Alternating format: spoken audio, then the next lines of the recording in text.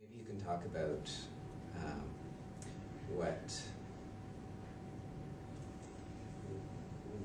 what your sense was of the importance of the opening ceremony and your involvement in it. Whether it's culturally or having to do with the other First Nations or historically in any way, anything that you were thinking or feeling about that. I think that my general understanding and feeling of it was that I had a mixed feeling. Mm-hmm. I knew that it was an opportunity of a lifetime because you're going to the Olympics. The Olympics only happens every 4 years, and it's going to be taken in place. It is First Nations territory, other than Canada, depending on how you want to be recognized. And to go and know that you're going to be with 300 First Nations youth from across Canada, and that all those tribes and heritage, and it's all going to be brought together. For me, I have not been in a room with First Nations from all across Canada as youth. I've been to the General Assembly of First Nations, and with the annual general meeting where all the chiefs from across Canada, but you're not given that opportunity to mix with them, and not all of them are very traditional and carry their strong culture. So I think that was one of the things that really struck home for me, because as a traditional person that dances and participates in my culture, in my ceremonies, it was like a great opportunity to go and see what they have to offer and mix that. But then at the same time, I was aware that a lot of the protest was going on at the same time. No Olympics on stolen land. What was it? No games, more homes, or one of the protests that they had going on up there. So I had mixed feelings, because I knew at the same time I felt the only reason why they're bringing us all there is because to avoid all these protests, because imagine if they had no First Nations involvement with the Olympics and all they said was, oh, here's the 4 host nations, let's invite the chiefs, but yet at the same time we'll all feel excluded because there are First Nations all across Canada that represent the region and territory. So I think that would have brought out a lot of discussion if there was no participation. You mentioned when you came to my class about when you had seen that I think it was you were coming into the stadium, that there were protests going on or something. Well, we had off days where we're allowed to go downtown Vancouver, or we had opportunities to go to Whistler because they wanted to kind of show us where all the events were going and taking place, and kind of showcasing us around. But at the same time they were showcasing us around, the whole time they were no talking to media. If there's media that comes to you, please send them to us. Don't say anything. And it was that constant reminder that you're here on sworn secrecy. And when I was downtown Vancouver, so you had handlers, people ushers, or handlers, people who are with you all the time in small groups or something? Not with us at all times. We were really independent, and we had group leaders, and they were just just remind us if anybody bothers us, they were there for emergencies or anything. And but one of the things on the back of our cards was if there's a media and people, we need to say, hey, contact this lady right here. Here's the number. We're not allowed to let you know what we're really here for. Right. And when I was downtown Vancouver, the warrior societies were all starting to come in because they were all there prior to, and there was this guy on the street, and he was letting me know that he came in from Ontario, from his community, to come help with the other warrior societies that were going to be getting ready for the opening ceremonies to set up their protests. And then I was kind of talking to him about what they plan on doing, and talking about the land and how they're really coming together for this. And I guess for me it was I wanted to be a part of that, because my whole life I felt that passion for our people, and being such an activist and having that in my family, that I wanted to be there and I wanted to have that engagement. And at the same time I knew that I wasn't allowed. I was not allowed in the sense that I knew I had to be inside during the whole ceremonies. And on the day of the ceremonies, we were practically inside the BC place about 6 hours before the actual ceremonies, because we had to go through security and just waiting around, just chilling in there.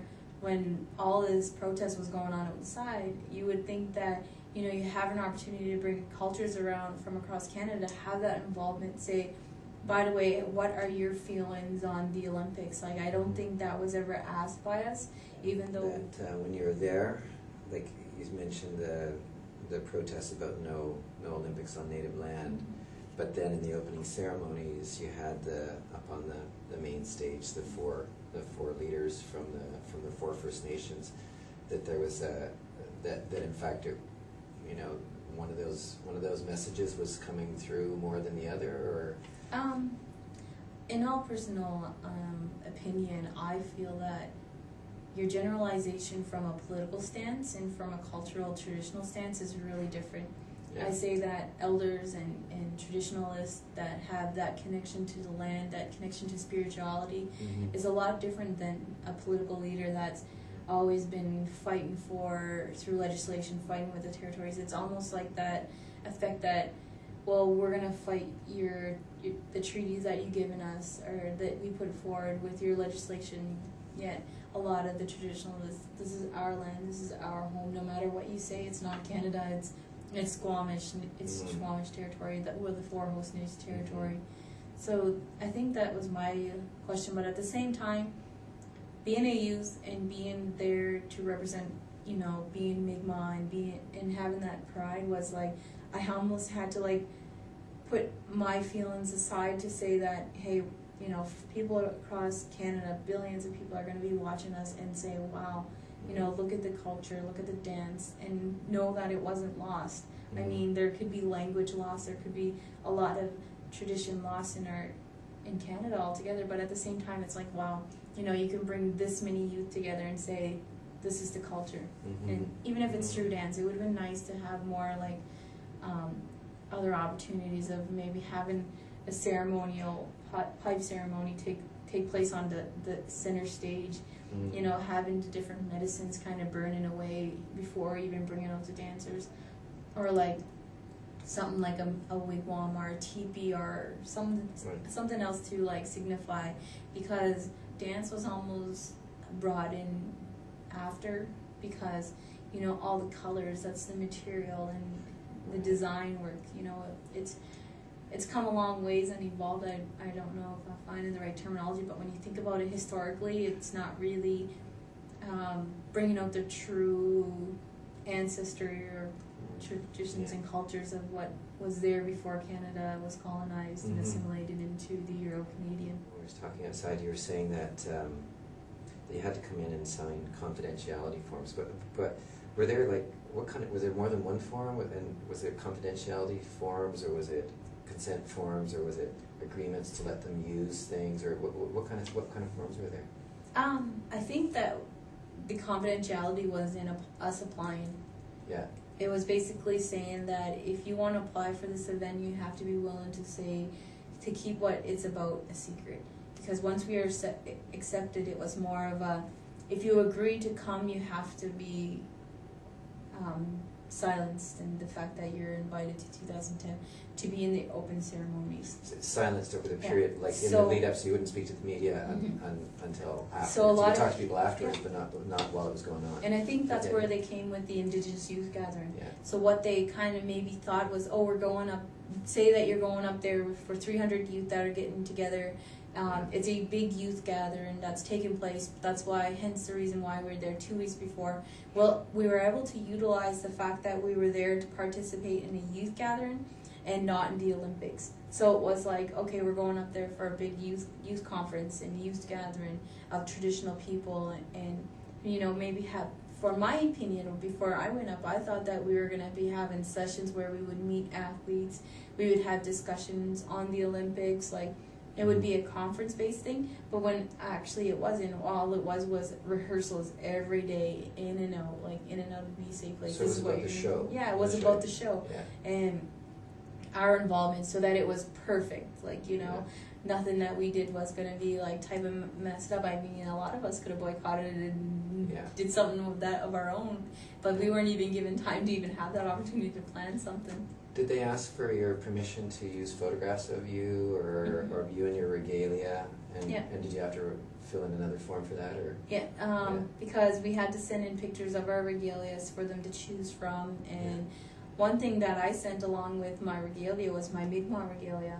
And they wanted me to wear the fancy shawl regalia over my Mi'kmaq regalia. And I think one of the things that made a lot of Mi'kmaq people mad was that the fact nobody went there with any Mi'kmaq regalia at all in our old traditional ones. And I got criticized a lot from my own people for not wearing my own Mi'kmaq regalia. Why did they want you to wear the fancy shawl as opposed to the Mi'kmaq regalia? Probably because it's got a lot of colors, it's, you know, bright, and for the camera. For the camera, because it was all about appearance. Do you know what I mean? And I think that they also they didn't want too much of one dance. And if you look at the 4 host nations, they all wear traditional wear prior in comparison to the prairies and the eastern, where it's like colorful. You see their colorful grass dance regalias with fancy shawls, and then the men's fancy shawls with the feathers, and then prior to the traditional ones that just have long beads and feathers and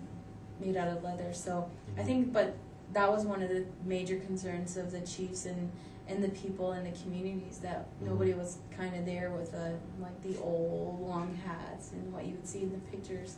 There was the Inukshuk, and then there was the medals that had all the native images on it too. Can you just talk about what your sense was about the use of all those kinds of Aboriginal symbols and marks in the games when you guys were there? Did you talk about that too? We didn't really have that discussion, but afterwards, like, to find out that the gold medals and the bronze medals were done by an artist that had First Nations designs on them, and to think that the athletes that from across Canada are taking home those designs with them. And the Inukshuk, I mean, there's a lot of contests that showcase art there, and a lot of people invited from across Canada to showcase that. And I think that showcasing art and design is a way of putting ownership within First Nations and their involvement. I mean, they did a good job in that sense to kind of share the logo and the symbol of what the Olympics means. But at the same time, it's different to say what a symbol and a logo compared to First Nations, because, you know, you don't have discussions with showing something on paper than you do with bringing a person into an event, right? And I think that's kind of what you question is, well, you can have all this art and showcase, but at the same time, that's just part of Can you think of the things that you'd want us to think about in terms of all that, in terms of how, about the protection of cultural heritage and the right way to do it, and what the Olympics did in terms of that? Does it help? Does it produce challenges, or I think that I don't want to feed you a particular thing, but I'm just trying to let you talk about it, right? I think that in having discussions, I think type of the discussions that I would like to see is, you know, what was their prior anticipation of having Aboriginals involved with the Olympics? I mean, what led up to having 300 First Nations attend the Indigenous youth gathering that were actually going to be the performance in the open ceremonies? And how come we weren't able to share this with our communities? Because it did not generate any discussion in the communities at all prior to. So saying that I'm coming from Indian Brook, by the way, I'm going and I'm going to be in the opening ceremonies, how do you guys all feel about that? Like, we weren't able to get an opinion from all the First Nations communities. Could you imagine if we were allowed to have these discussions in our communities to see how they felt and took those discussions and brought it there?